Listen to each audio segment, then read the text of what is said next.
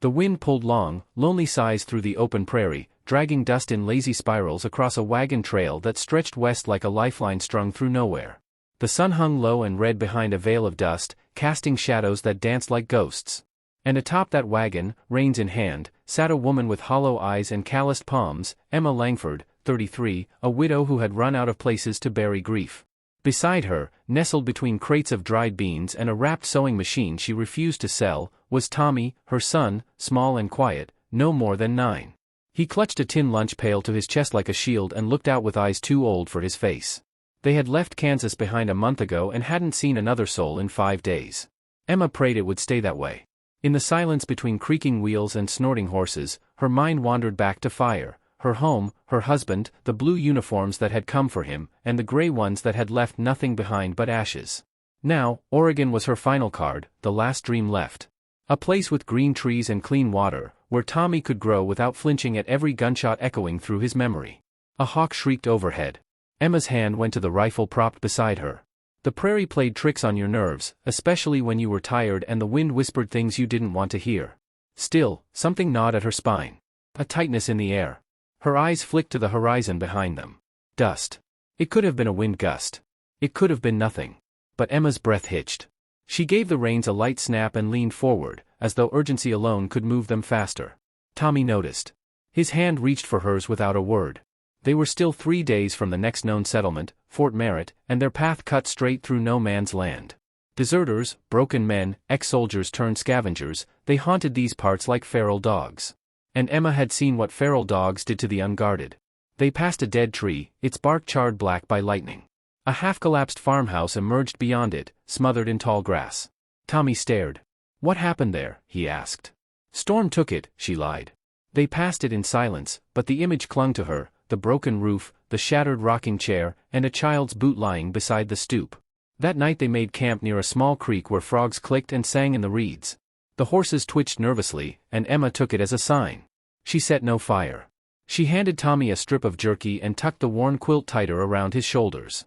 "Are we safe, Mama?" She looked past him to the dark trees. "We're always safe," she whispered. When Tommy slept, she stayed up, rifle across her lap, eyes scanning the trees and the stars beyond. The wind died, and with it came a strange stillness that tightened her chest. Dawn broke pale and silent. She had dozed off for minutes at most. The horses were jittery, ears turned toward the ridge behind them. Emma stood, brushing dust from her skirt. Then she heard it. A crack, not a branch, not an animal. A gunshot. Then a sharp cry. One of the horses buckled forward with a grunt and collapsed, blood pooling in the dirt. Emma didn't scream. She grabbed Tommy by the arm and yanked him down, flinging open a hidden compartment under the wagon's floorboards. "In, now," she hissed. "Don't make a sound. Not for anything." Tommy's eyes widened with terror, but he obeyed. She pulled the lid closed just as hooves thundered into camp. 3 men rode in. Dust-covered, sunburned, their clothes ragged but their weapons sharp and ready. One wore a Confederate belt buckle. Another had a crude knife strapped to his thigh. The third, the leader, had a grin that never touched his eyes. Emma stood tall beside her broken wagon, rifle gripped tight. "Well, well," the grinning one drawled, spitting tobacco. "What a sight. One lone flower growing in the dirt." She didn't answer. Her eyes flicked to the horses. They circled her slowly. "No man with you," he continued. "That's real unfortunate. Or maybe, real fortunate, depending on how you look at it." The man with the knife swung down first. He sniffed the air like a predator and kicked open a barrel. "Beans," he said, disappointed. The leader dismounted. He stepped closer, face inches from hers. Emma didn't flinch. "You deaf?" he asked, eyes narrowing. "Or just stupid?" She raised her rifle a few inches. "You're not taking anything." He chuckled. "Ma'am, I hate to tell you this, but we're talking everything. And if you're smart, you'll let us." The one called Boone found her sewing machine. "Hell, this worth something, da." The leader leaned in, voice dark now. "Where's the boy?" Emma's heart dropped. She kept her voice flat. "No boy. Funny, we saw 2 sets of prints. Unless you're dragging your own ghost around." He reached for the wagon, and she fired. The shot missed, grazing his shoulder. The leader screamed and stumbled back. Boone lunged for her, grabbing her by the hair. The rifle clattered to the ground. She kicked, fought, bit. But Boone was strong and the others were closing in. Then, a long, shrill whistle sliced through the air. Everything stopped. From the ridge above, framed against the morning sun, stood a man, tall, broad, wrapped in layers of fur and weather-stained leather. His face was obscured beneath a hood, but the rifle on his back and the steel in his posture told everything you needed to know. This was not a man to provoke. And behind him, rising like shadows from the grass, came 4 wolves. Not dogs. Not mutts. Wolves, massive, scarred, silent. The outlaws froze. "What the hell?" Boone whispered. The man said nothing.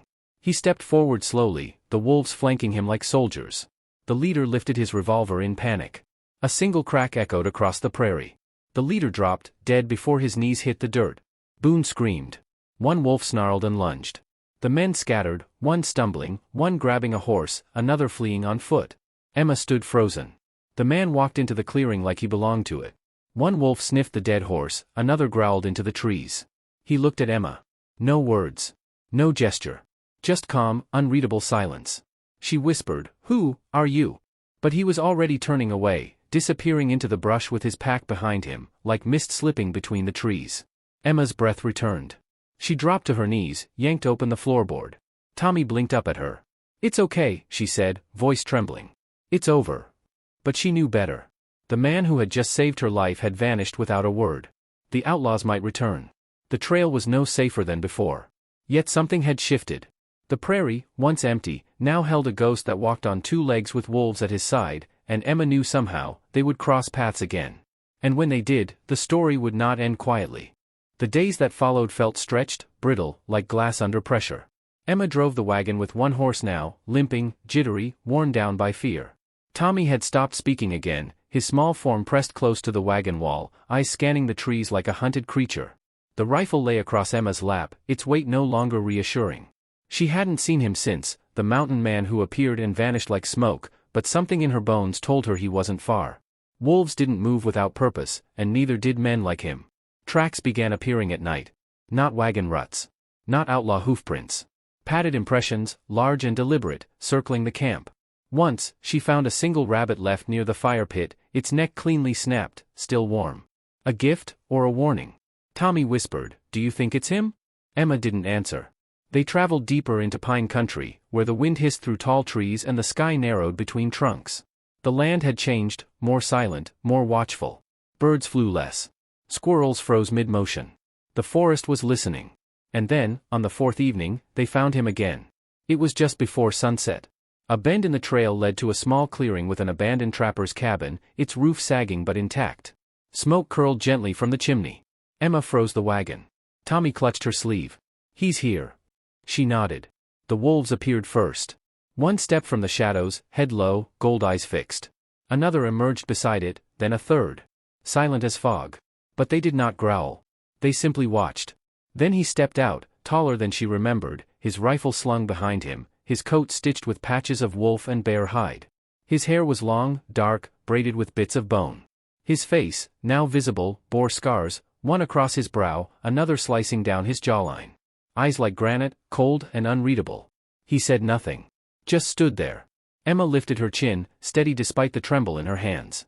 "You saved our lives." A long pause. Then, a rough voice. Deep, measured. "You were lucky."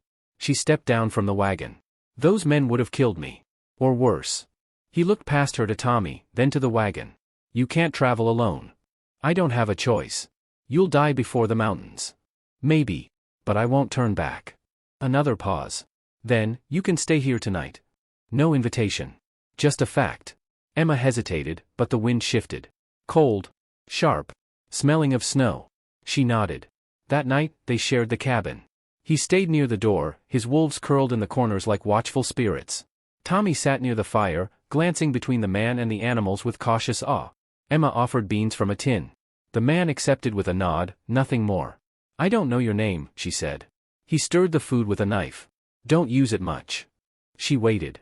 He finally looked up. "Call me Calder." It suited him, rough, rooted, carved from stone and pine. Later, when Tommy slept, Calder stepped outside. Emma followed, wrapped in a blanket. "Why are you helping us?" she asked. His gaze was on the tree lean. "Too many graves out here. One more don't change the land. But sometimes, it shouldn't be one more." "That's not an answer. I saw what they did. What they wanted."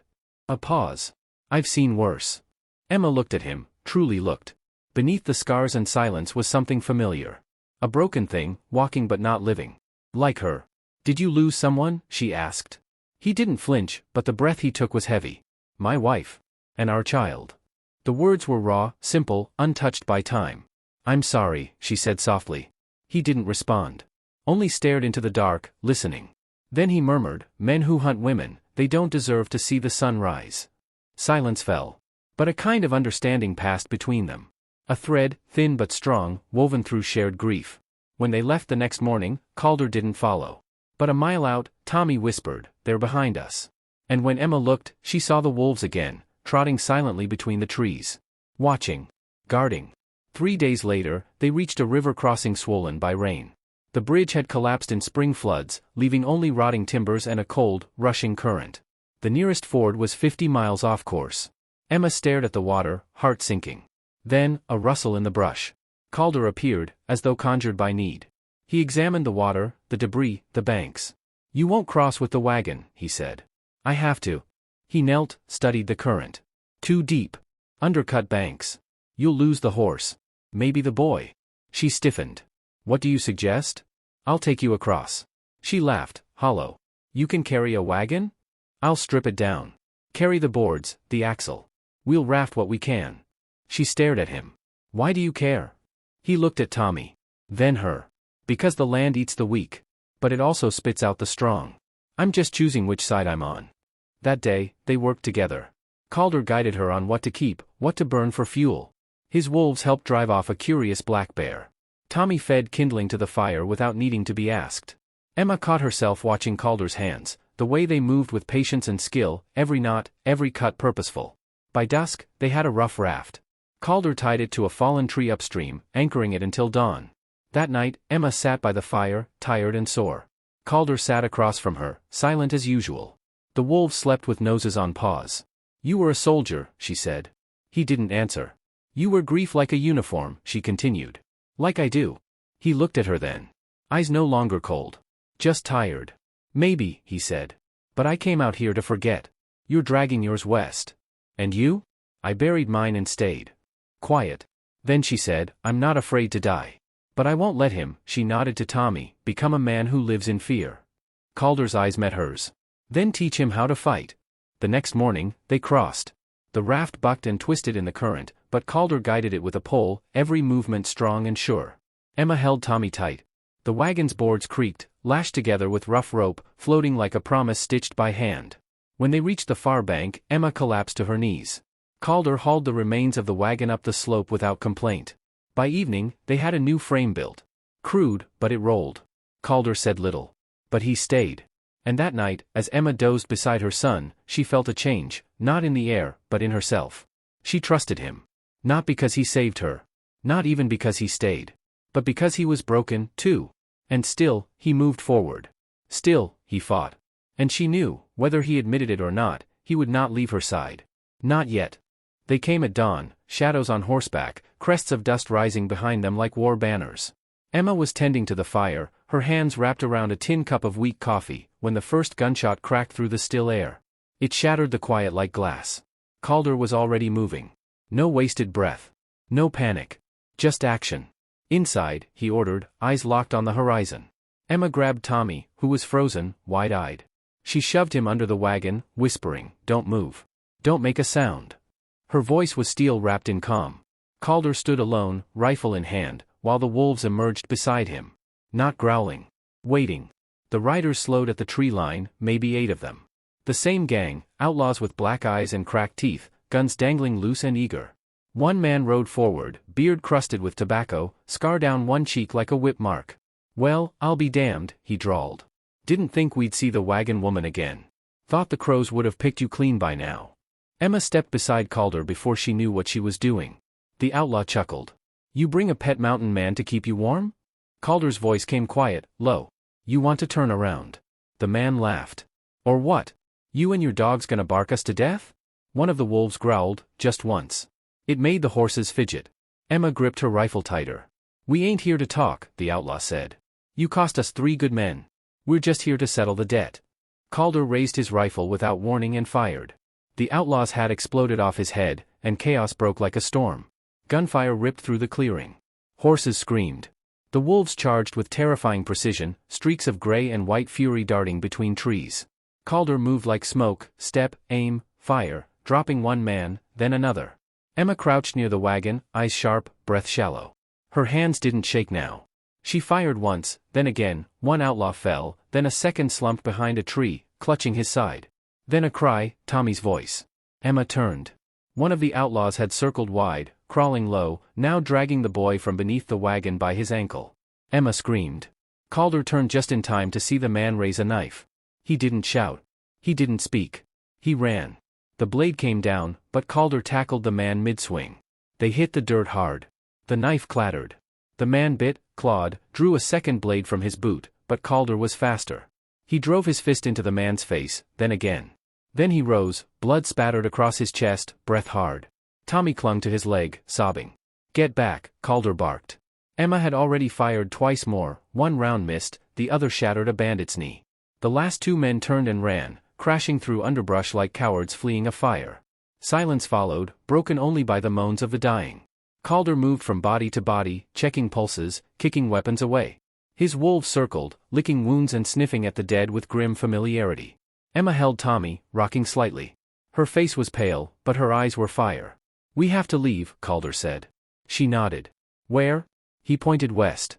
There's an old mining road. Dead place now. But it's high ground. Safe. Tommy clung to Emma's waist. I don't want to go. Emma knelt. We have to, baby. Just a little longer. They loaded what they could, leaving behind the broken wagon. Calder fashioned a travois to drag behind the remaining horse. He didn't speak much, just moved with intent, like every action held purpose. By midday, they were moving. The land grew harsh. Rocky, dry, wind-battered. Pines thinned out. Sky opened wide above. Emma's muscles screamed. Her hands bled from rope burns. But she didn't stop. Neither did Calder. That night, they reached the ridge. The old mining shack lay in splinters, but the cellar beneath remained. Calder broke the lock with a hatchet and lit a lantern inside. Dry, dark, safe. Emma curled Tommy against her in a nest of old blankets. The boy slept instantly. Calder sat near the door, sharpening a blade. One wolf rested at his side, ribs heaving. Emma broke the silence. I thought we were done for. You fought well, he said. She gave a small laugh. I was terrified. So was I. She looked up. He shrugged. Bravery's not the absence of fear. Just the refusal to kneel to it. She studied him in the firelight. He looked tired. Older than his years. Like a man who had carried death too long. I was going to Kansas, she said quietly. To my sister's. I don't even know if she's still alive. You still going? Emma nodded. I have to believe in something. Calder didn't answer. Instead, he stood and walked to the edge of the hill. Emma followed. The stars were sharp above them. Cold wind on their cheeks. Somewhere below, the wolves howled, long, aching, victorious. She stood beside him in the silence. I never thanked you, she said. He glanced at her. You don't have to. I do, she insisted. Not just for saving us. For staying. He looked away. You made me remember what it's like. To stand beside someone. To protect something worth saving. Emma's throat tightened. So what now? He took a long breath. The world's still full of men like them. But they don't get to win. Not if we keep moving. She nodded. Then, surprising even herself, she reached for his hand. He didn't pull away. They stood that way for a long while. When morning came, they broke camp. Packed what little remained. Emma strapped Tommy into the travois and tightened the horse's reins. Calder adjusted his rifle strap. Emma turned to him. Are you coming? He paused. Then gave a single nod. They walked west, slow but sure. 3 shadows against the rising sun, woman, child, and man. Not whole. But no longer broken. The land stretched wide before them. Unforgiving. Wild. But no longer empty. And behind them, only ashes and lead.